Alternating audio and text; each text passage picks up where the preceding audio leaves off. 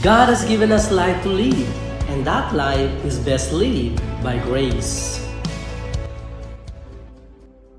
Magandang araw po sa inyong lahat. Benjamin Tatlong Hari po at ito po ang Life and Grace na inyo pong patuloy na sinusubaybayan.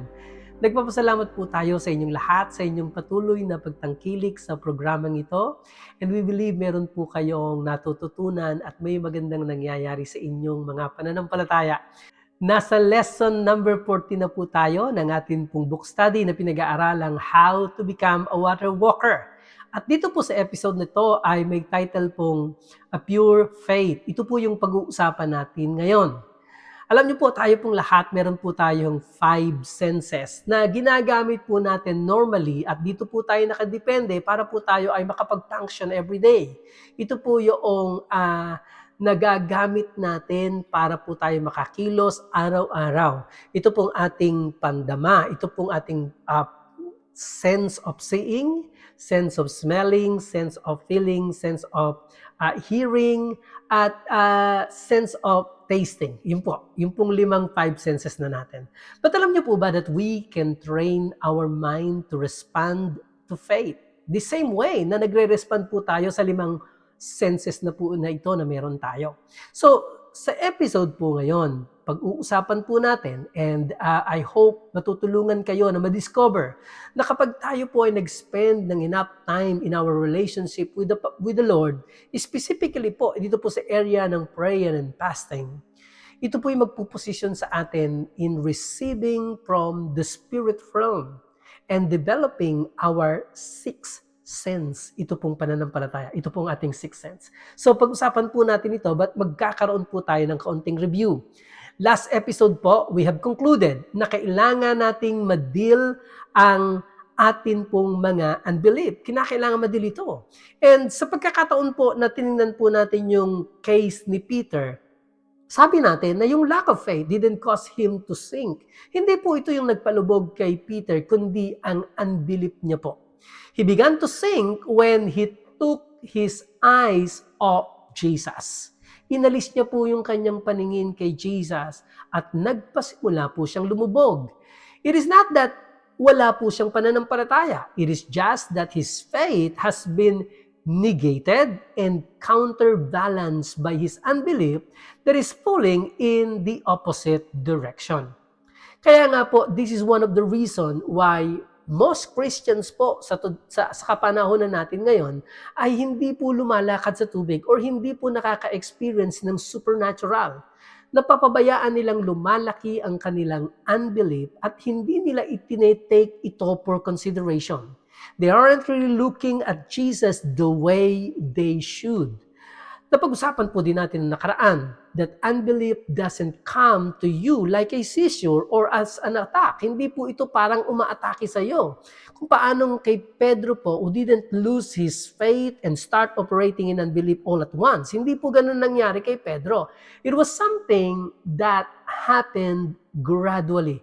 Unti-unti po itong nagsisip in sa inyo at kaya minsan hindi natin namamalayan na malaki na pala itong unbelief natin at kina-counter nito ang atin pong pananampalataya. Isa pa pong napag-usapan natin noong nakaraan na ito, na ang pananampalataya sa payak na pangungusap ay simply trusting in God. Ito po yung pagkakaroon ng pag-iisip, damdamin, emosyon at pagkilos na consistent sa sinasabi ng salita ng Diyos. Consistent to the Word of God means palagi ang nakaayon. Hindi po lumalayo sa salita ng Diyos. Hindi po lumalayo sa sinasabi ng salita ng Diyos. Ang ibig sabihin po nito ay kung consistent ang atin pong isip, ang atin pong emosyon, damdamin at pagkilos sa pangako ng Diyos na sinasabi niya, for example po sa 1 Pedro, Kapitulo 2, talatang 24, nang sabi po doon sa pamamagitan ng kanyang mga latay, tayo ay nagsigaling. Then kahit na may nararamdaman tayo sa ating katawan, maaaring ito ay symptoms o maaaring ito ay pain, ang sinasabi pa rin natin sa ating isip, ang sinasabi po ng ating isip, ang sinasabi ng ating damdamin, ng ating emosyon at ng ating pagkilos ay ayon sa ating kagalingang tinanggap. Ito po yung pananampalataya. So I hope na tumitibay po itong mga bagay na ito sa inyo pong puso at lalo ninyo itong minemeditate, and I'm telling you, may gagawin po itong mabuting bagay sa inyo. So for this particular time, simulan po natin ang ating pag-aaral today. Mag-umpisa po tayo. Miracles don't require huge faith. Ang himala po ay hindi nangangailangan ng napakalaking pananampalataya. Yung puro at simpleng pananampalataya, yun po yung kailangan. Ito po yung kinakailangan. Just a pure and simple faith. Ito po yung kailangan. Pure means puro. Ibig sabihin po nito, walang halo. Simple means payak. Simple lang, di po ba? Hindi po komplikado. Natatandaan po natin when the disciples asked Jesus to increase their faith. Natatandaan niyo po yun sa Lucas chapter 17? Ang sinagot po sa kanila ni Jesus ay katulad po ng sinabi niya sa Mark chapter 11. Basically, sabi niya po sa Luke chapter 17 verse 6, sumagot ang Panginoon, kung may pananampalataya kayong kasinlaki lang ng buto ng mustasa, masasabi ninyo sa malaking punong ito, mabunot ka at malipat sa dagat at susundin kayo nito. Again, ang sinasabi po sa kanila ni Jesus ay hindi nyo kinakailangan na dagdagan pa ang inyong pananampalataya. Your faith is sufficient. Enough na po ito. Ang problema ninyo ay hindi dahil sa hindi sapat ang inyong pananampalataya. Sa totoo lang ay hindi ninyo nagagamit kung ano ang mayroon kayo. You're just not using what you already have. Tingnan po natin ang pagpapatuloy ni Jesus na sinasabi niya po sa kanila. Luke chapter 17 verse 7 and 8. Ito po yung kasunod na verse. Sinabi pa ni Jesus, halimbawa may alipin kang nag-aararo o nag-aalaga ng mga tupa at kararating lang niya mula sa trabaho niya. Bilang amo, sasabihin mo ba sa kanya, halika na, maupo ka at kumain? Hindi, sa halip, ito ang sasabihin ninyo. Magbihis ka na at ipaghanda ako ng hapunan at pagsilbihan mo ako habang kumakain. Saka ka na kumain pagkatapos ko. I hope naiintindihan niyo po ang ibig sabihing ipakahulugan ng ating Panginoong Yesus sa pagsasabi niya po sa mga disciples. Ganito po natin inutusan ng ating mga hired servants. At hindi po ganito sa ating mga asawa, of course. Kung may hired servants kayo o bayarang tagapagsilbi, ay uutusan ninyo sila kung kailangan ninyo. Kung may kailangan kayo, tatawagin niyo sila at uutusan ninyo sila kasi po binabayaran nyo sila para gawin ang trabahong yon. If you could understand this, it would answer some of the questions you have had. Questions like, alam ko, naniniwala ako nung nanalangin ako, pero bakit hindi nasagot ang aking prayer? Yung mga ganitong puntanong ay masasagot nito. Because it is not you not believing. It is because you are believing and disbelieving at the same time. If you believe that God heals, alam nyo, enough na po ito to see the dead na mabuhay na muli. And as long as you don't submit to all the negativism, doubt, and belief that comes from your senses, makakaya nyo po ito. Balikan po natin ang Matthew chapter 17, verse 20 to 21. Si Jesus po ay sinasabi po sa mga disciples ang ganito. Sabi dito, so Jesus said to them, because of your unbelief, for assuredly I say to you, if you have faith as a mustard seed, you will say to this mountain, move from here to there, and it will move, and nothing will be impossible for you. Wow, napakaganda po. Sabi po ng verse 21, however, this kind does not go out except by prayer and fasting. Gusto ko pong basahin sa wikang Tagalog ang verse 21 at ako po ay magbabasa mula po sa Ang Bibliang Tagalog 2001. Kasi alam ko po sa Tagalog ay iba po yung naging translation. But ito po yung tama ng konti sa Ang Bibliang Tagalog 2001. Ngunit ang ganito'y hindi lumalabas kundi sa pamamagitan ng panalangin at ayuno. Kasi po sa ibang Tagalog version, ang sinasabi po doon, ngunit ang ganitong klase ng demonyo. Kasi po kalimitan, ang verse na ito ay naituturo sa atin na ang salitang ang ganito o this kind sa Ingles ay tumutukoy po sa demonyo that would only go out kapag ka po tayo ay nagnalangin at nag-ayuno, yung prayer and fasting. Hindi sinasabi po dito na may mga demonyo na mas malakas kaysa sa iba. O kaya naman ay may ibang demonyo na hindi susunod kay Jesus at sa pananampalataya sa kanyang pangalan. Hindi po yun ang pinag-uusapan dito.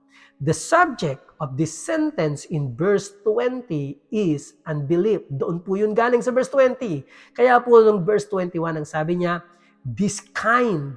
Ito po ay tumutukoy sa unbelief o yung hindi paniniwala. It was their unbelief that was the problem. There are some types of unbelief that are hard to deal with. It takes fasting and prayer to get them out. At kailangan po natin itong matutunan. Ang unbelief o ang hindi paniniwala ay pwedeng dahil sa ignorance or lack of knowledge. May mga tao pong naturuan that there is no spiritual world or anything beyond the natural realm. Ang pinaniniwalaan lang na plain and simple ay ang kung ano ang nakikita lamang nila.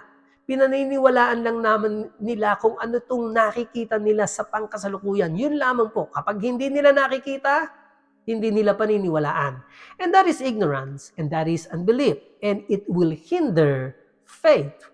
Ang solusyon po sa unbelief na ganito ay to simply tell them the truth. And if they embrace it over a period of time, then the truth will set them free. Kagaya po ng sinasabi ng John chapter 8, verse 32. Ang pangalawa pong klase ng unbelief is one that comes through wrong teaching. It is not a lack of knowledge, but wrong knowledge. Yung pong naturuan ng mali. At ang solusyon po sa ganitong klase ng unbelief ay kapareho po nung nauna. Sabihin natin sa tao kung anong totoo. Kailangang matanggal ang maling naituro sa kanila, then start the process of embracing the right teaching. At ang pangatlong klase naman po ay ang natural unbelief. And it comes through your five senses. Ito po yung pag-uusapan natin ng may diin. Nanggagaling po itong natural belief sa pamamagitan ng ating five senses. Kung ano po yung ating nakikita, naririnig, nadadama, nalalasahan, naaamoy. Ito po yung ating five senses na kinukuhanan natin ng input at dito po tayo nakagagawa ng desisyon para gumawa ng isang bagay. At ito po yung klase ng unbelief na pinag-uusapan sa Matthew chapter 17 verse 20 to 21. This natural unbelief is what Jesus was talking about in the case of a demonized boy, yung pong anak ng lalaking lumapit kay Jesus. And apparently po, ang mga disciples po na ito ay nakakita na ng lumabas na demonyo even before. But they hadn't seen a manifestation quite like this na sinasabi po dito sa Mark chapter 9 verse 20. Ganito po ang pagkakadescribe nung nangyari sa bata. Mark chapter 9 verse 20, at dinala nila ang batang lalaki sa kanya. Nang makita siya ng espiritu, agad nitong pinangisay ang bata at siya'y naglugmok sa lupa at nagpagulong-gulong na bumubula ang bibig. Dahil sa mga nakita po ng mga disciples na nangyayari dito sa bata, their senses, yung pong nakita ng mga mata nila at narinig nila, ito po yung nakapagbigay sa kanila ng mga kaisipan, pakiramdam at emosyon that are contrary to what God had promised them.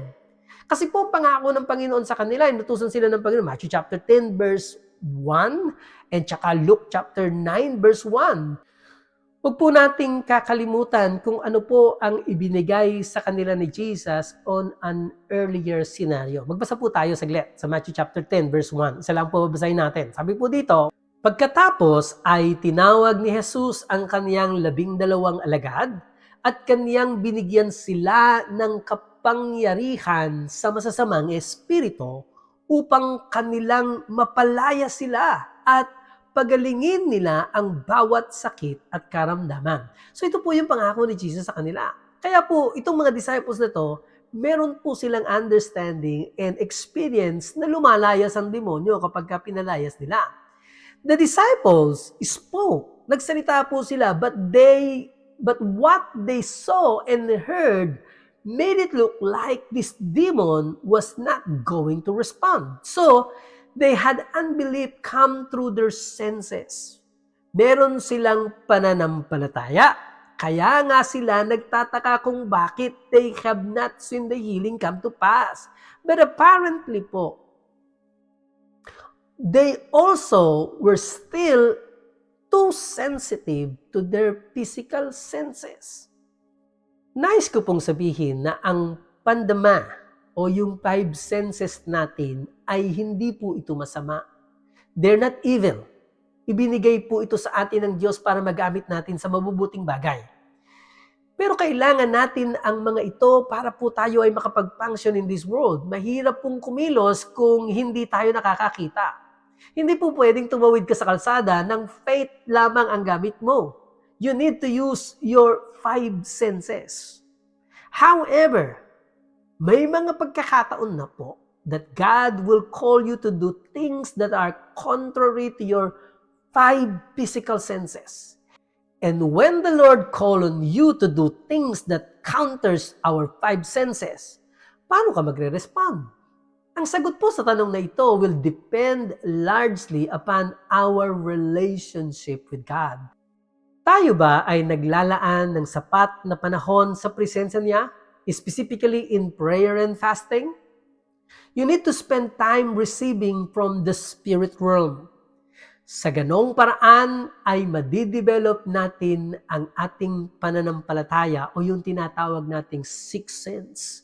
Then your mind can be trained to respond to faith the same way it responds to your 5 senses. Hindi po kumubulag ang isang tao ay hindi na siya pwedeng kumilos at makaikot-ikot sa paligid. Magdidepende siya ng mas malaki sa ibang sense niya. Ang kanyang naririnig, ang kanyang naamoy, at ang kanyang nararamdaman. Pwede rin siyang gumamit ng guide dog to get around. O kaya, sasauluhin niya ang lugar, yung lugar niya, yung bahay niya, para makakilos po siyang mag-isa nang wala pong tumutulong sa kanya. Their mind will compensate for the lack of sight by depending even more on their other senses. Ganito po ang natural na nangyayari. Ang atin pong pandama ay pwede pong mapalakas upang ma-discern nito ang mga bagay ng lampas sa ating physical or natural ability to where you develop sixth sense o itong ating pananampalataya. Sabi po ng Hebrews chapter 5 verse 14, but solid food belongs to those who are of full age. That is, those who by reason of use have their senses exercised to discern both good and evil. If you spend time with the Lord in fasting and prayer, you can train your mind to respond to faith. At sa pagdaan po ng panahon, as time goes on, mapapatunayan mo na ang salita ng Diyos ay gumagana at ang pananampalataya will become like a sixth sense to you. Nadadagdagan yung senses mo, nagiging 6. Kasi hindi ka lamang kumukuha ng input sa 5 sense, meron ka pang 6 na sense, and that is faith. That is discerning the things and receiving from the supernatural. You can get to where you rely on faith like a blind person relies on hearing and feelings na makakakilos at nakakaikot-ikot ka pa rin ng normal. Pwede mong marating ang point na hindi ka lamang limitado sa iyong pandama, that you are receiving from the spiritual realm and you are starting to see miracles happening sa buhay mo. Yes, it doesn't happen easily. Medyo mahirap-hirap po ng konti. But with a pure faith, nothing will be impossible for you. Ito po si Baljamin Tatlong Haring, umaasang meron po kayong nadampot at natutunan. Kami po ay nagpapaalam at nagsasabi sa inyong life is best lived by grace. Shalom!